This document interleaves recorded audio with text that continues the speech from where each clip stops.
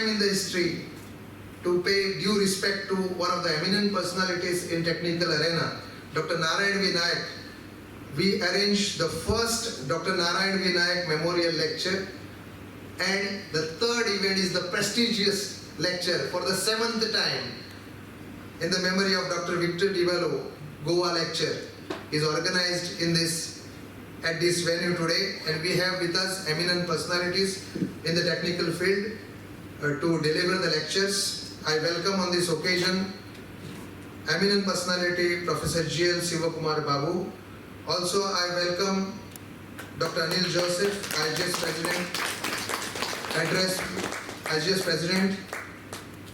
Then I welcome beloved Sir Dipankar Chaudhary. Also welcome IEI Goa State Center Chairman Engineer Anubhav Khan. I request IGS Goa Chapter President Professor Punanand Savekar to escort all the dignitaries on the dais, and also Engineer Umesh Kulkarni, Secretary IGS Goa Chapter, to accompany the guest on the dais. The dais was set in the morning, now it's all set.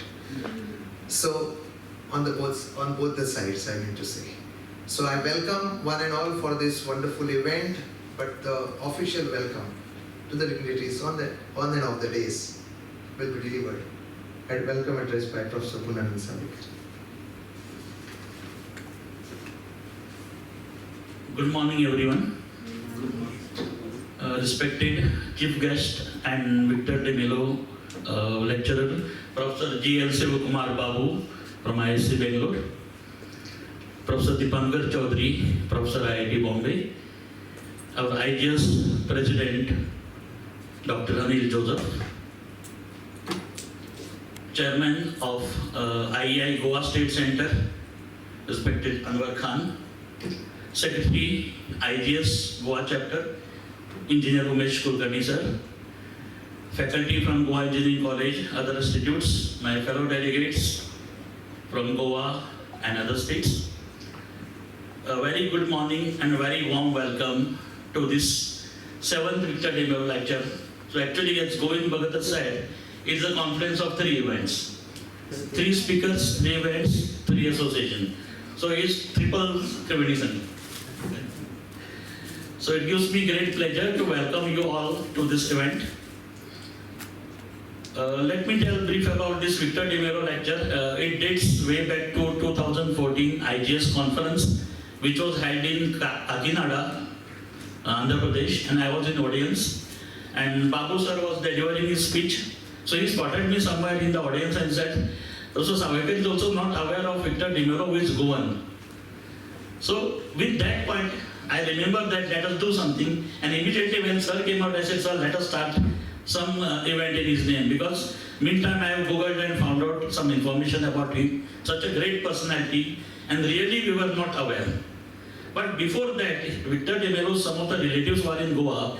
They were given this statue and some books in our department, and which was there in our PG lab when I was doing my masters. But nobody noticed who it is, and nobody told us why this person is there, why this portrait is lying there.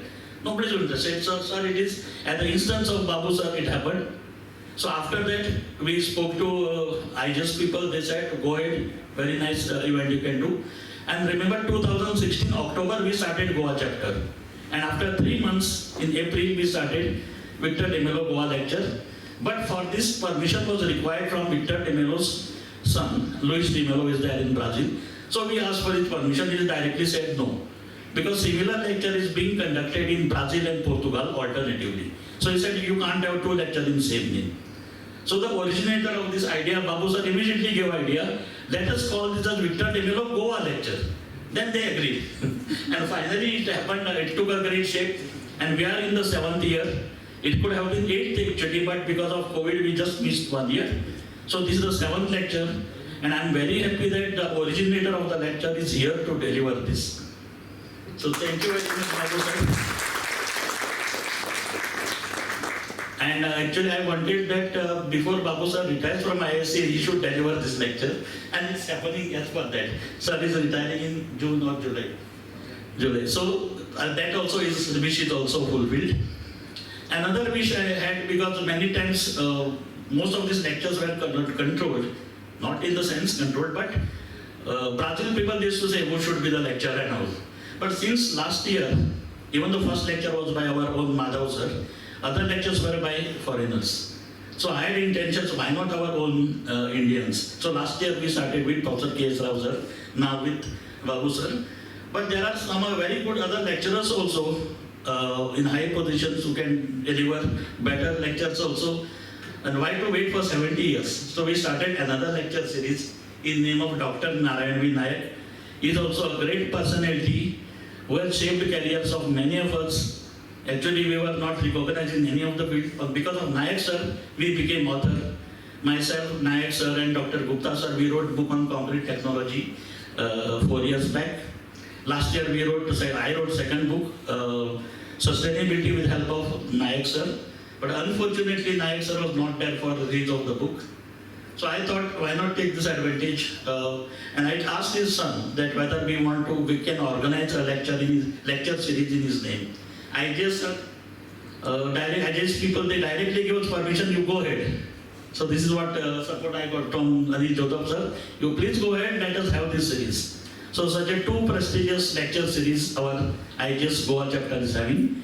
In addition to this, IGS Goa chapter was the first in India to start Women in Geotechnics series. So and that credit goes to Nisha, Sumitra, that group. So we started in 2018, first lecture series. Nisha? Yeah, so in 2000, so we did 3 episodes. Now 4th is due this year, so we have to plan for it. Third was in 2023. So that lecture series also we are having so many, being the smallest chapter, we are having this, organizing these events with all the supports of Babu sir, Dipankar sir, Anil Jodhap sir. We could organize this a short event, and this event was organized last week only. So you can imagine, in a short period of 1 week, all dignitaries have agreed to come here. All people have agreed, supported also, and delegates are also in good number. So it's a nice moment for all of us. So I welcome once again all of you, all delegates, all speakers. And I think it will be a very interesting lecture because all 3 topics are power-packed. Thank you very much for coming in good numbers. Thank you. Thank you, Professor Punanand Savekar, for this welcome address. Personalities in whose memory we are organizing these lectures.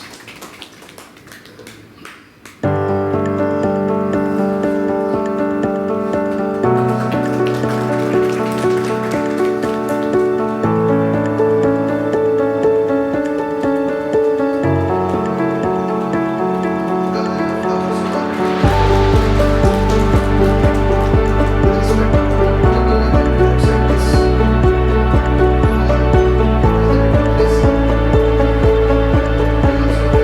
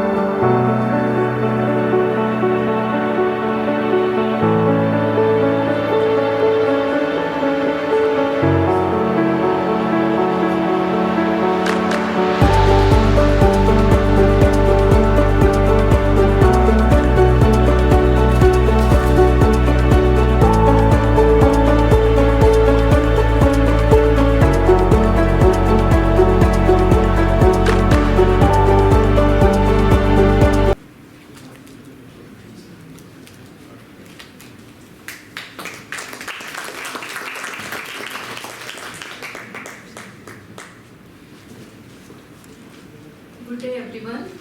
I'm going to present a brief bio sketch of Sir Victor de Mello's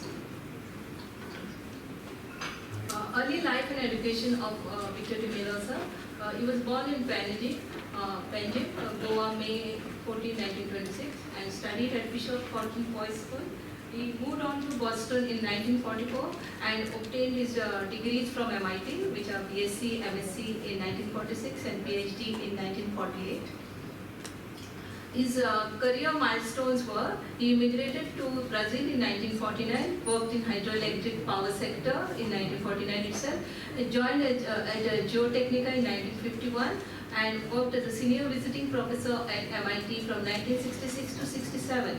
He served as president of Brazilian Society of Soil Mechanics and vice president ISSS MGE and ISRM for Latin America.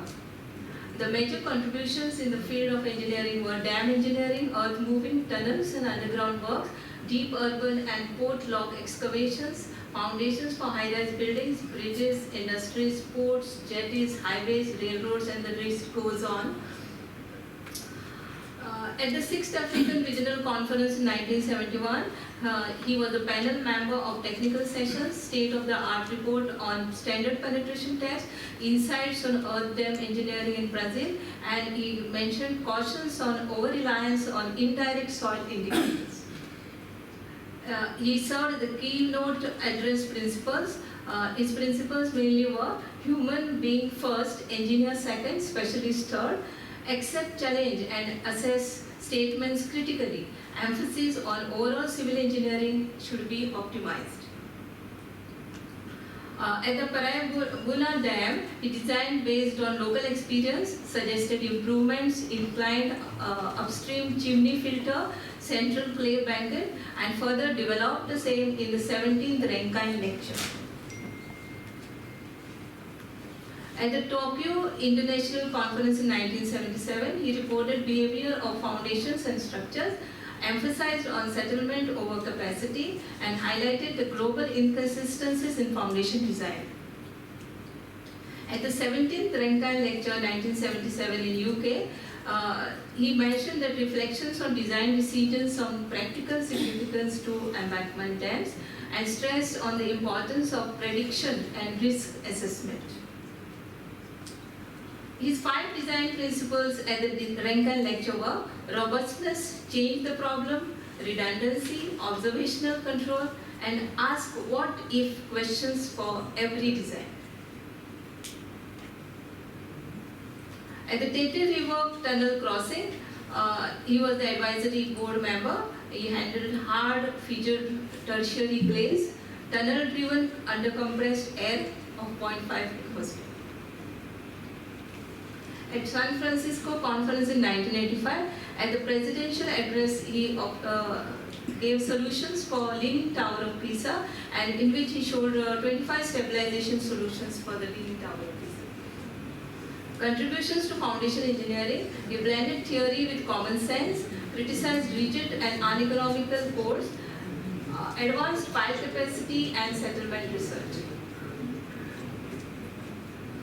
He was a great critic of design methods and questioned the traditional bearing capacity theories, highlighted issues with pile fiction, estimation in clay, supported settlement reducing piles, Woodland 1977.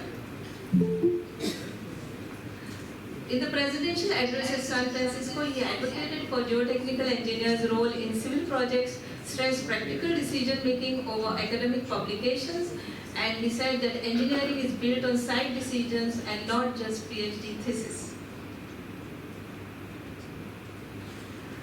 Legacy of Victor de Mello, sir, is that he revolutionized geotechnical engineering principles, emphasized practical design and observational methods, and inspired the generations of engineers over the world.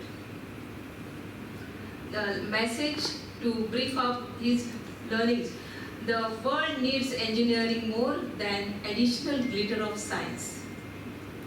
Thank you so much.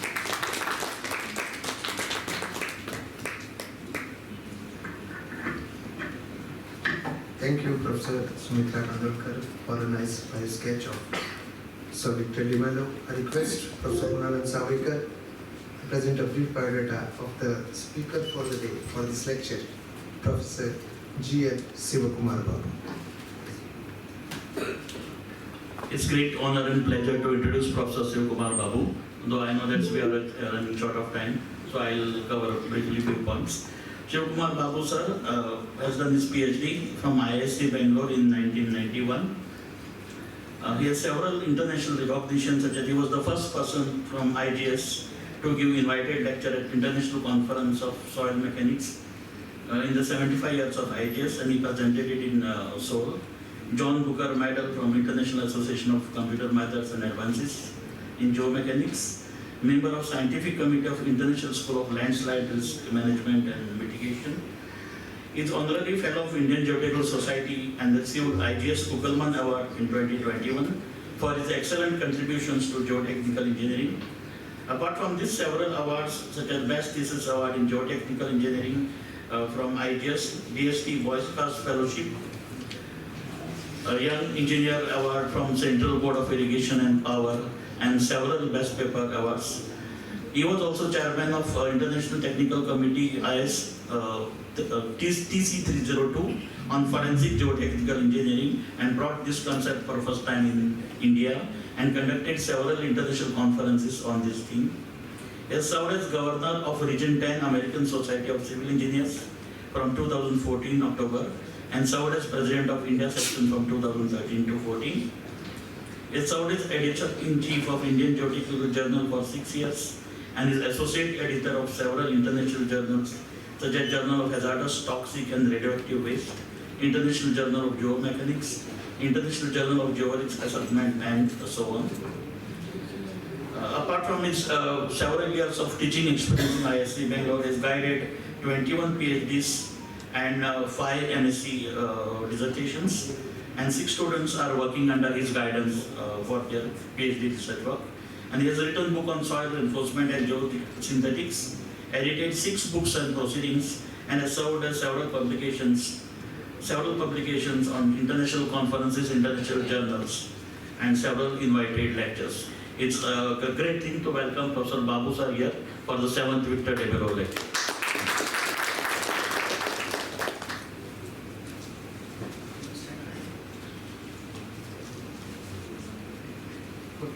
So first of all, I would like to thank Professor Purnanand for giving me an opportunity to be here. And it's a special honor to me that I'm going to give a lecture named after Dr. de Mello. And I should say that his publications, you must have seen, the philosophy, I think I really appreciate the way that you presented his lifestyle and work ethics. I was really inspired by that. I'm one of those persons who read some of his publications, and you could look at his work. Like he talks about filters, he talks about risk assessment, right? I was doing it most of the time. Even now I do that. So actually, and then he was always, as I said, he's a man who is a poet at heart and a good human being, and caught with always this boredom of work. Leave it to him, he would have been a great poet and all that. But then he had a sense of duty, like. About Robert Frost, right? Robert Frost, who is a poet, he's caught between the love for beauty and sense of duty, right? So this is something I think all of us should really be at that space to contribute better, and he is that, and he belongs to Goa. That's a great thing. So let me just talk about my topic, climate resilient design and rehabilitation of structures. This is why I choose this topic is that Professor or Dr. Anil talked about sustainability and buildings after 30 years or 40 years that you need to bring them down so that they can rebuild. But here we have embankments. Even after 6 months, 1 year, they get washed away, right? So this is what I'm trying to talk about. So I should acknowledge my students, Dr. Rakshandra Shaukat, who is actually did PhD with me, and in fact she's now a postdoc with Professor Dipankar and also Nikhil. And so I will talk about need for analysis, climate change and impacts, stability analysis of unsaturated embankments and implications of revenue measures, some remarks. So I think we all know about embankments. They are the typical geotechnical structures. All of us should be knowing. It is purely geotechnical. Maybe in buildings, there are all structural engineering component is there. Here it's purely geotechnical. But then we see that the climate factors are very predominant. Like we see that rainfall effects are maximum and quality construction. In fact, it's another issue. And why I got this interested was that many courts do not address many of these issues. Because I was with Indian Roads Congress, I always debate with them at the courts of railways and roads, right? You see every year, you see the loss of infrastructure, washing of embankments, then poor serviceability, like, they reduce the speed of the train tracks, all that, they do that. So the courts do not address, I'm not sure if what is the international practice, but I think the stability and deformation response under various conditions are very, very, the embankments are important. And the embankments are all everywhere, whether it's for water storage, whether it's for highways, whether it's for everywhere you need them. And if you look at the problems like erosion, mud pumping, they're quite common. In fact, these are all some of the problems that De Mello lecture is what he talks about embankment dams. That's the motivation, right? So I mean, this is the first filling of a reservoir. Actually failure happens. What happens? This is another case study. Like I have many case studies on embankment failures, but just to give a glimpse of what can happen. The thing is, in embankments, compaction quality is quite important, and they're all unsaturated, because it's all compacted, so there's always a degree of saturation less than 1. And if it's poor, it's much worse. So this is some failure, and when the water is, withdrawn, then there is a possibility that it can, during the first filling, because when you compact it and leave it, then you start filling it up. Because there's a first exposure to for the embankment itself, then all the negative pore pressure becomes 0. So it collapses. If the compaction is not good, then there is a problem. So this is what happened. And of course, this is actually other codes that in India that we want to make it 2-lane to 4-lane, right? Suddenly, then when you make it, that's railways or highways decide whether it is doubling of the railway lanes or 4-laning of highways. The problem is that if you have water on one side and then there is a space requirement, location, many problems. This is how this is another classical failure in one of the cases which were able to rehabilitate. Of course, all these things, within 3 years or 4 years or 2 years it happens. It's a big problem. So we don't want all our sustainability. We want so much, but our constructed facility, if they are not doing well, it's a serious issue in terms of sustainability. So the design of embankments and provision of remedial measures also need to be rational. And frequent failures we don't want. They lead to frequent repairs, right? Sustainability needs to ensure by designing the structures to last for some amount of time. Okay, we may talk about, say, 20 years. Or 30 years, or 50 years, or 100 years, whatever. So the design life needs to be, the concept needs to be understood properly. How do you put in design as well as practice? Otherwise, we'll have serious issues. And so, other thing that I just want to mention is that all this, whether it's a road or embankment, is always unsaturated. So we know that the soil, but then the way that classically we treat in the textbooks is that soil is saturated. So the important aspect of unsaturation is ignored. And the other thing is, we know that they're all affected by climate change. Everybody talks about climate change, right? Now it's a lot of rain and a lot of durations are there and all that. So climate resilient design analysis is important. So what is this climate change?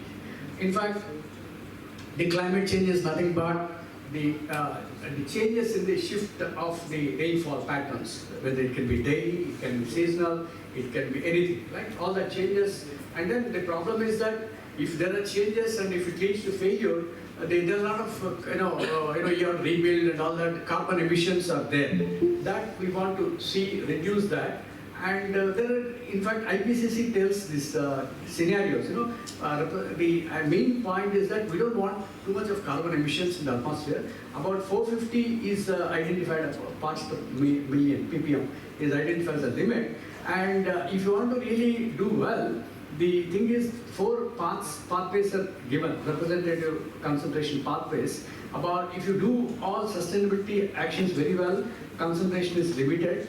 But if you don't do anything, we end up having the concentration with high levels, which leads to a lot of problems. So RCP 2.6 is a very optimistic action plan, which means that we should do all our sustainability actions very well. All of you, I mean, we are okay, so old people, but young people should take care of it well. And 8.6 is that we don't do any action. What it means is that you can see that RCP 2.6 means is that we all have renewable sources, emission capture, recycling, and the temperature rise is not much 1 degree, and you have wave heights rising, small consequences. But when it comes to higher pathway, it's like, again, coal is burning coal, and as to your cars, it's not sustainable transport, and if the temperature rise is big, and the sea level rise is big, and implications are too much. So this is what we don't want. Optimistically, we would like to do this or this, not that too. So that's our plan. And why is that? You see that if you look at precipitation patterns, there is a significant variations in RCP 2.6 and 8.5, like a lot of temperature, and here it's less like this. Variations in rain patterns are much higher. And you can see here the carbon emissions, the thing is that there is a transport sector, the embankment structures contribute significant way, and 11% is the contribution of transport sector in global emissions. You can really classify all of this in, even as civil engineer, it's in the waste management, highway sector, transportation sector, mechanic, all of this can be, this is a recent statistic. But our objective is that we should reduce. In fact, I was just mentioning about the degree of saturation. A long time back, maybe during my PhD, I did some experiments where I was trying to see the degree of saturation. If it is not, compaction is not good, the collapse, how much it collapses. Like I showed you one figure where there is a water that comes, then capillary stresses go down, and then it becomes zero. So the volume change, settlements are quite big. So this is what I was just trying to say, different degrees of saturation, what could be the collapse. And so what is our issue is that how does the climate change affect stability? Geotechnical perspective, that we know that changes in soil moisture due to erratic rainfall patterns can reduce shear strength. We know that the higher is water content, lower is shear strength. But how does it influence factor of safety? Okay. Then, of course, serviceability. I mean, that we see, I just mentioned a case where, okay, I have seen the other day, a very good highway embankment, a railway embankment, the speed is 10 kilometers per hour. It should have been a very, very important railway sector, but because of the shear modulus value was very, very low at the top, because we did that field testing as well, and we had to give some remedial measures. So what I meant was that it affects the strength, stability, the serviceability, and more than that, the hydrological cycle, because it's getting affected. How is that variability of the climate change? You say short intensity of duration of rainfall has increased or decreased, or rainfall intensity has increased. All of that. How do you understand this? Then the piping and erosion. In fact, you'll see that when the rainfall is suddenly there, piping occurs in dams or even roads. Actually, the other day I was mentioning that piping is a common geotechnical problem. It can erode. Why do potholes are there? It's all piping. So, now we use, when you are trying to do design, in fact, I asked them to just show me a drainage design in anything. So the design basis is the intensity, duration, frequency relationship. What is the intensity of rainfall? What is the duration of rainfall? What is the frequency of rainfall? The rainfall, its pattern itself. So for example, are you designing the structure for 50 years or 20 years? So I have to take the corresponding IDF curve, intensity, duration, frequency curve. So that's what we do. And in that, what we do is that we assume that the patterns do not change. That's one thing, we call it a seasonality assumption. And the problem is that we are seeing that that's not really there, because there's a change in climate. So if you just use this thing, it can lead to under-design or over-design in engineering projects. That's the problem. So why is it there's a flooding, even overtopping of embankments? Overtopping of embankments is a common thing. So what people, fortunately, our friends from hydraulics, water sources, they resolved some of the issues, like using global general circulation models, which can, understand, like they have a lot of data in which you can use all of that, and you can understand the climate-induced changes. Okay, that in fact it can even take care of weather, the temperature, location, and all of that. And yeah, okay. How do I go back? Okay, yeah. Okay. So the challenges with the GCMs is that the models is that resolution is an issue, and of course there's a method of understanding and validating and all that. That's a good area by itself. I don't want to go into details because you can. Water resources people, you have to call geotechnical people need to talk to water resource people. Otherwise, we'll have serious problems in embankment design. So you need to get this, the global circulation models, try to connect it to your site and look at the peak flow and corresponding return periods and all of that. You need to come up with all of these numbers, and risk assessment has to be done. Finally, you will be doing it. So, in fact, I'll give an example that this is actually for one of the sites. Mindstorm is one of the actually maximum rainfall in the country. It's very high rainfall. And if you look at return periods, because as embankment structures, they'll have some 50-year return period, 10 payment. Road will have a 15-20-year return. The funniest thing is flexible payment will have 15-year return period, and rigid payments will have 30-year return period, and embankments will have 50-year return period. So I think so you have so if you look at all of them, the patterns, ideal relationship will be different if it is 5 years or 15 years or whatever, 30 years or 75 years. The difference that I want to say with climate change and without climate change, with and without climate change, there will be a lot of difference in idea of patterns. It can be 20%, it can be 30%, whatever is the intensity duration that you want to give in this thing. Actually, intensity will be the load. Like as a structural engineer, we give UDL, right? Similar to that, intensity of duration, intensity. That's what has happened in Kerala. That's intensity has increased and all of that, right? Landslides, this is actually for Bangalore, like you can calculate what happens when the intensity is slightly higher, more than say for the same. What it means is that for the same duration, intensity of rainfall is here. How much is higher is what you should know, right? Then that needs to be done.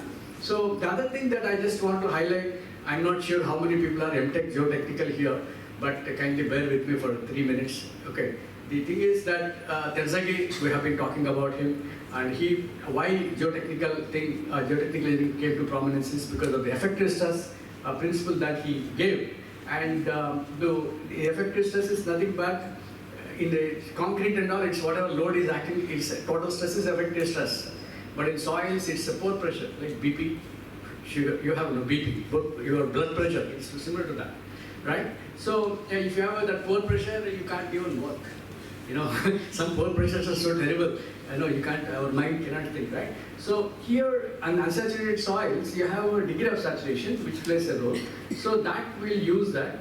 And so the bishop has given this sort of equation. Of course, there are so many developments in this area that we are really, okay, yeah, this is one thing that I mentioned. So the effective stress is somewhat different in unsaturated soils. There are a lot of methods to estimate. In fact, you have to measure the negative pore pressure. And the main thing that what is happening is that there is a collapse, when the water comes in contact with embankment, there is a collapse. That we are not able to predict. If the poor soil is there, if the compaction contractor has not done a good job, there is a collapse to the extent of 10 to 20%, which can affect, and then that it is also poor in density.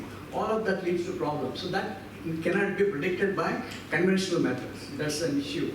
And we really, so then what is the development is that people have worked on this, and people have used what is called constitutive modeling approach. So the negative pore pressure called suction can also be understood, and so they have been introduced into constitutive models. The other point that I just want to highlight would be the soil water characteristic curve. Okay, this is actually agricultural people also use. Everybody uses the soil water characteristic curve. Okay, this is nothing but the relationship between water content and suction. Like if the plant's dry, that is at low suction, low water contents and high suction. So you add water, then the plants regain their condition. So suction is something that we use, And we don't want, this is a very basic thing in geotechnical engineering, which we need to measure. So for example, Professor our Punanand is doing a lot of landslide work in rainfall. Yeah, without suction, we can't explain many of these failures. Okay? Without suction measurement and how suction is decreasing, landslides cannot be explained. So you have to understand that. People have been using in actual calculations. These are also advanced calculations. They use Mohr-Coulomb model, which is again, as I said, it will not take care of the collapse that happens because of wetting, and it also doesn't consider the overburden pressure. And there is a lot of the literature clearly shows that it is not a complete model to capture unsaturation, definitely. So we did, I think, actually, particularly a lot of work was done in Spain, and for even Professor Alonso, Professor Fredland Group, and many others. They did a lot of excellent work, and they came up with constitutive models. I don't want to go into a lot of details, but I want to just say that whatever is a collapse that happens can be measured. This is like this. So, for example, any soil in an embankment can have different sections. So if you add water, it collapses. This can be very well captured by this model. This is what I want to say. And the other thing is that in compaction, what happens, if you do on a dry side or a wet side also, there is a difference. So we call it a fabric anisotropy. You know, on the wet side, it is different. Parallel arrangement of soil particles is parallel, whereas in the dry side, it is much more oriented.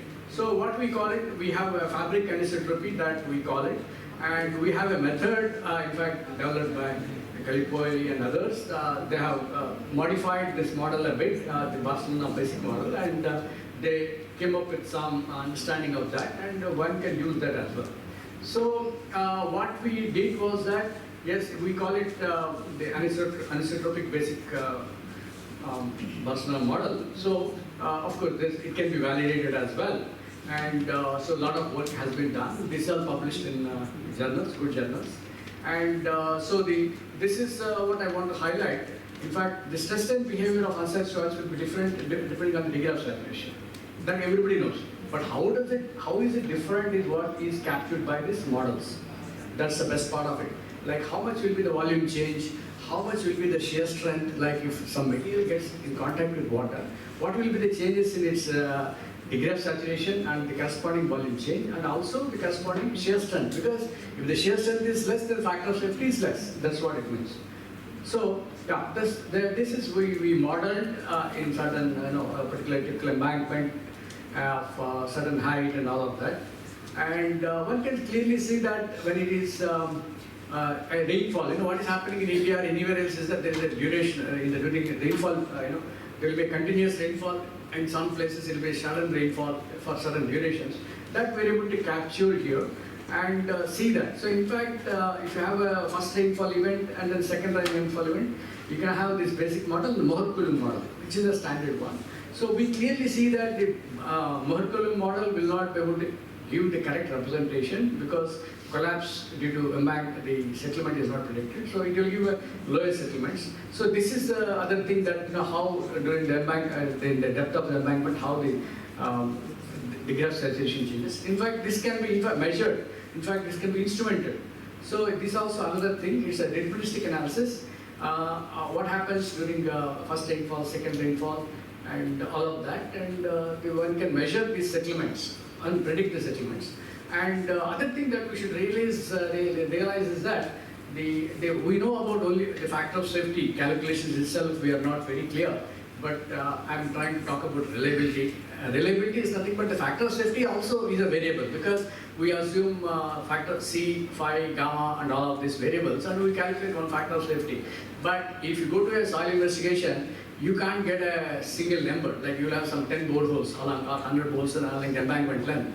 For a 1 kilometer, you may take at least 10 boreholes, and you will have 10 phi's and 10 C's and 10 even degree of saturation. All of them, because the objective is you have your 1 kilometer embankment has to be perfectly correct. So you need to understand that everywhere the embankment is good. So it should be 95% or 99%. It's reliable, right?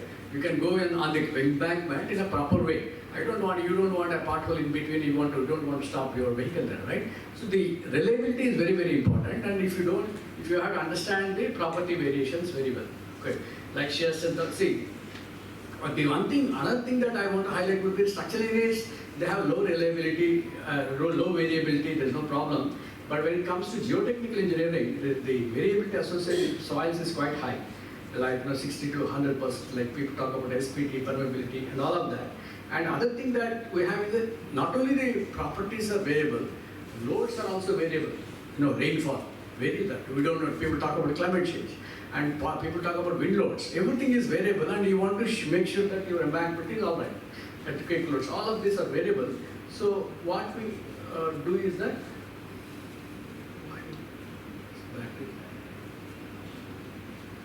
okay, so the variability is something that we have to accept that the soil is variable. You're also variable. You don't get up morning at 6 o'clock, right? 7 o'clock, or some people 12 o'clock, right? So the thing is, everything is variable. So natural variability.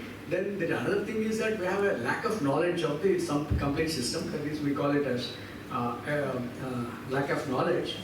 Due to we call it epistemic, and the other one is a transformation. We use some parameters like SPT value to get the friction angle. So we don't know the correct formula, but we use some formula from books that can lead to a lot of issues. So these are all issues that we have. Okay, so even the loads are variable. Like as I said, the variability is shown like this. Whether it is a beam or a column or a soil embankment, variability is there, but we assume that they're all one fixed number, which may not be completely correct, because it has a mean value, it has a standard deviation, and it has also some zone of variation. So for example, if there is a poor contractor, definitely that zone of 500 meters will be that, where the mean value will be low, variation will be high, and the 500 meters is the limit which is, but whereas a good contractor will have a different thing. So quality control is important. That's how I was just trying to show that. So the thing is, in design, we use factor of safety approach, like it's just nothing but the capacity by demand, but how much more is something that we don't know. We try to say it can be 1.3, it can be 1.5 or 2 or 3, we don't know. So how much more has to be taken is something, like I don't want all our embankments to be failing, right? Do you want them? No, right? So we want that next one. So we want that, when the resistance, I call for resistance and load. Load is nothing but the load on the embankment. It can be on the bridge or it can be anything. Loads are variable, resistances are variable. Resistance is what? Load carrying capacity of a column or a beam or structure or an embankment. It is variable. So we don't want the load and the resistances. We have to understand the variations, and the load effect should not be too high that resistance is exceeded. That is failure, right? So we want to see that the probability of the loads exceeding the resistance is very, very low. We don't want that. So that's called reliability, 0.95, 99 we call it. Okay, so that's the reliability. We introduce a term, and we always talk about risk also. Risk is nothing but you want 95%, you want to go on the highway embankment 95% of the time, you should not have traffic problems, right? So then it's 5% you accept it. That's at least in engineering 99%, 95% is accepted. Yeah, so next one. In fact, this is again from MIT school, where Professor Whitman developed this risk assessment concepts, where he was able to see for existing structures. Of course, luckily, if you do in actual structures, they were able to highlight, and they came up with some other thing, which is as risk is acceptable risk. What is acceptable? How much you can accept? Okay, so 1 in 1,000, see, some 1 in 1,000 can be accepted. Can you accept 1 in 100? No. You will say intuitively that I don't want in every kilometer there is a problem. So I want 1 in 1,000 is accepted. So that's what they did. This is all practiced in large dam, committee of large dams. India also, they're doing it, but we are not knowing it. Next one. So the factor of safety doesn't consider the variability. So the geotechnical infrastructure, which is so critical for us, all the embankments, they need good design procedures. And when they're doing design of dams, even India it's supposed to do that. Risk assessment is being done, and natural variations need to be understood. and even the man-made causes such as poor maintenance needs to be minimum, right? You have to handle that. As institutes of engineers or structural engineers, these are our job. We have to look at all of this and promotion of all these ideas that the reason is that we have limited resources, and we need to know that it should be properly cost optimization. What our professor, our Dr. De Mello said, the madam was nicely highlighting that optimization was important, cost optimization as a civil engineer. I'm talking more as a civil engineer, not as geotechnical, right? Yeah, so we have all the methods. So this is all, yeah, next one. Yeah, well, reliability analysis, one can do during first rainfall, secondary rainfall. You can calculate when it is going to fail. Okay, next one.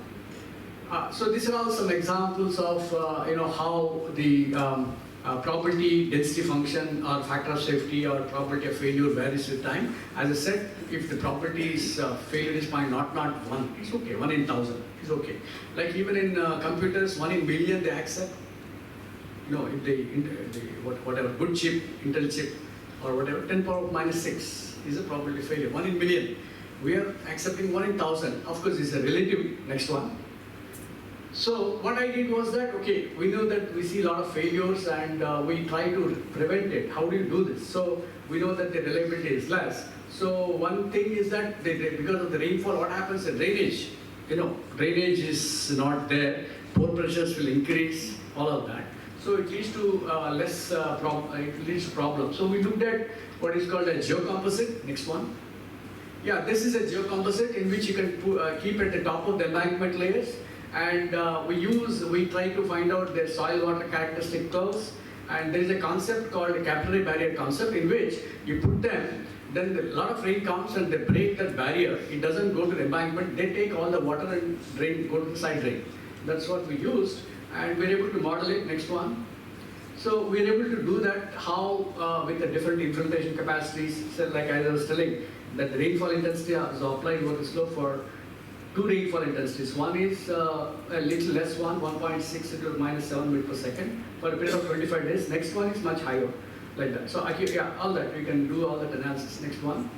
So one can really look at what happens to rainfall and then the effect on the embankment with and without geocomposite layer. One can clearly see that the geosynthetic or geocomposite layer is quite effective in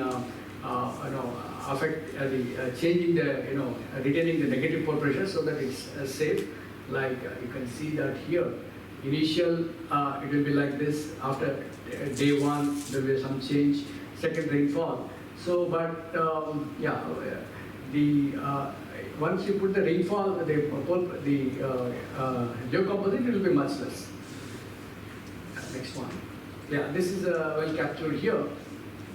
Like the factor of safety one can calculate, and it is actually in normal case it just continuously comes down, but in the geocomposite, the moment it comes to some point, then it takes drainage, it gets saturated and then drainage takes place and factor of safety increases.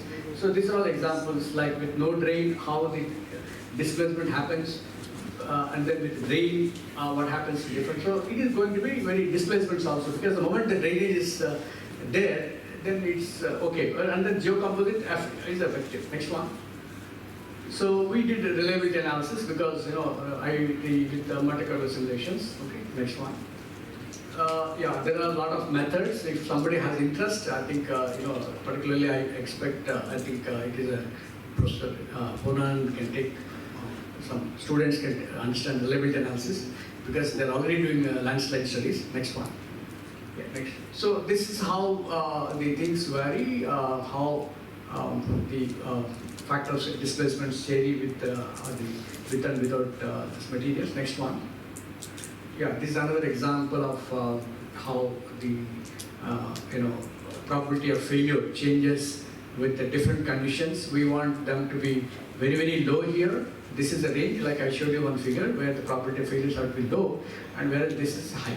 So this is what it is, like with rainfalls and all of that. This type of thing one should be able to get it. It's not difficult. Maybe a 1 week, 10 days job, right? Next one. So this is another example of for different return periods, what's going to happen with this, yeah, 10 years. Next one. yeah, one can capture some of these things and see that the factor of safety is always more than one.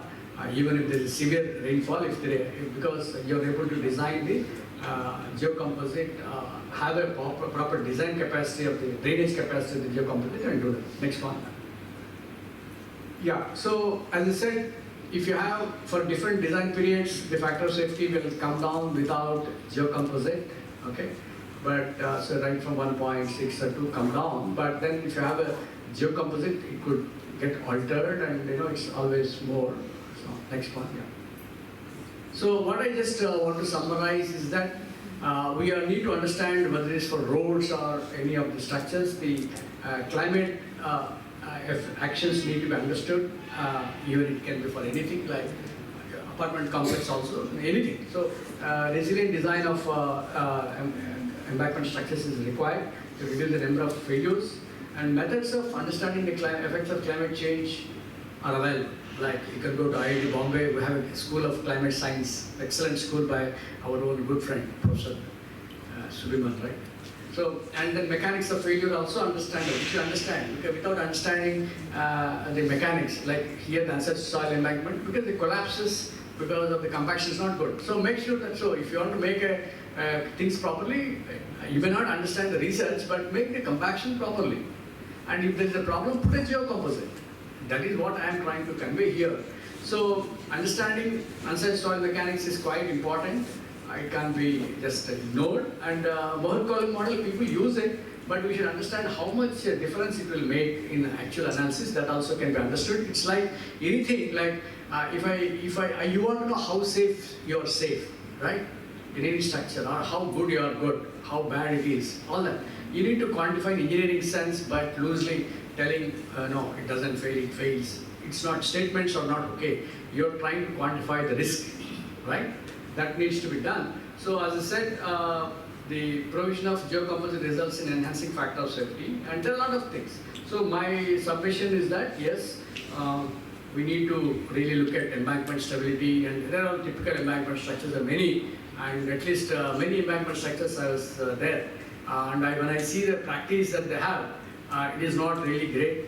Codes need to be improved properly, and proper design, proper analysis, proper remedial measures need to be done. In fact, I can give an example that the remedial measure itself was wrong, and they had to intervene and then do detailed investigations, and then it was all right. So with this, I'd like to thank you for giving me an opportunity to be here. Any questions, I'll be happy to clarify. Thank you.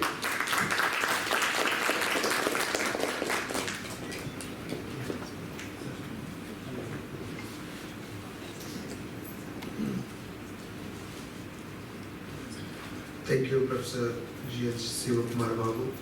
I request. Any questions? Any questions? So embankment failures vis-a-vis RE wash. Okay. How you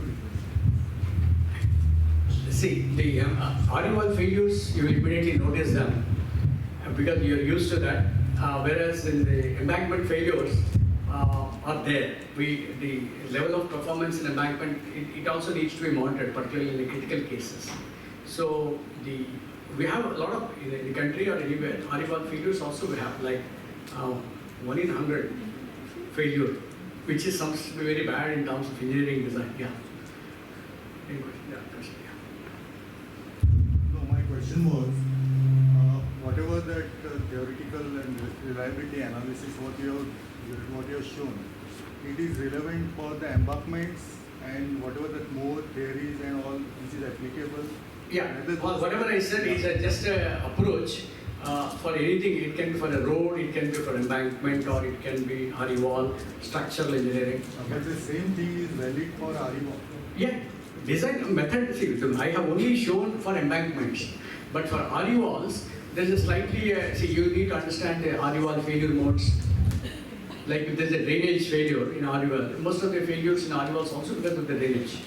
Okay, so it can be done. Thank you. Yeah. Thank you for the lecture, like it was very in-depth lecture. Sir, my question is,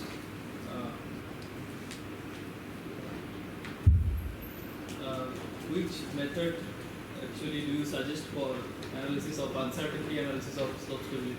Okay, actually uncertainty analysis is very, very required for civil engineering community because we always have uncertainty and we have to take design decisions. That is the main thing what De Mello says, right, Dr. De Mello. Design decisions affecting our thing, that's what, because everything is variable. So there are a lot of methods. Say first thing is, there are many structural reliability, high water resources, everybody knows this subject. So, but then they have to come together and solve a few problems that are there. So, there are a lot of books online, simple probability density functions, then there are CDFs, then the calculation of methods of reliability analysis. It's a standard thing for the past 40 years, again, evolved from MIT School of Thinking. Thank you, sir. Yeah. Sir, you have shown that in the slide, you have used MCS and PBM and ABBM. What is that? In the slide, you have shown MCS, BBM, ABBM. Okay. What is BBM? Okay, that's what I was just mentioning. See, people use, in a normal geotechnical practice, we use C5 gamma, okay, for slope stability analysis. They give only factor of safety that is based on, we call it as limit equilibrium approach. So the factor of safety, unfortunately what they say, less than or more than 1.3 is okay. But one should realize that for actual embankments, there will be more deformation. See, the embankment structure also has that factor of safety 1.3 doesn't take care of your deformations. So you have to do FEM analysis or stress deformation analysis using Faraday methods or anything. So we use for that a Mohr-Coulomb model. Mohr-Coulomb model means not only C5 gamma, it also is E, soil stiffness, E. So the soil stiffness E you can put, but we should know that you don't know which Young's modulus for soils. For concrete and steel, there is no problem of E value. They are very happy. But in geotechnical, it varies with stress level, varies with conditions like drainage and all that. So you use what is called the modified Camp-Clay model, okay, which is for saturated soils. Now, it is not sufficient. We have to use it for unsaturated soils. So we have to use Barcelona basic model, BBM. So what normally what is taught, so this is all MTech level thing, but then you see once you are supposed to do that in embankment, your job is, you're a public works department or an Indian Roads Congress person, you should know this. So minimum thing should be known, and except you should know that by good compaction and you can eliminate most of the problems. Yeah. These are all analysis methods to tell the community, engineering community, that soil is not simply the soil that you can take like C5 gamma. This is much more than that, and it has a lot of understanding aspects. You have to understand that because, unfortunately, if you do a good compaction, all your problems are solved. And okay, if rainfall is there, how do you handle it is something you have to understand. As that's what De Mello was telling in his lectures, like drainage of dams, the galleries. He talks about drainage gallery. What is that? Right? It's a drainage measure, right? Yeah.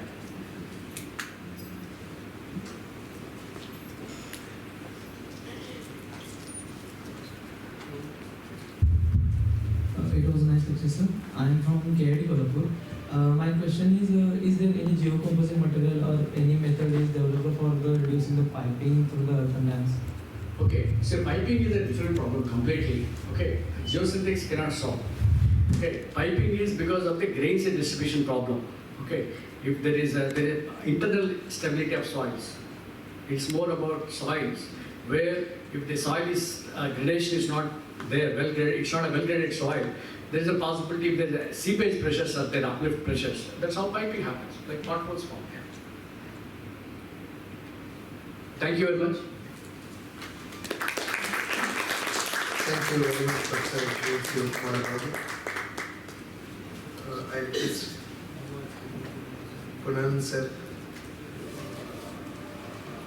on behalf of organizers, felicitate Babu sir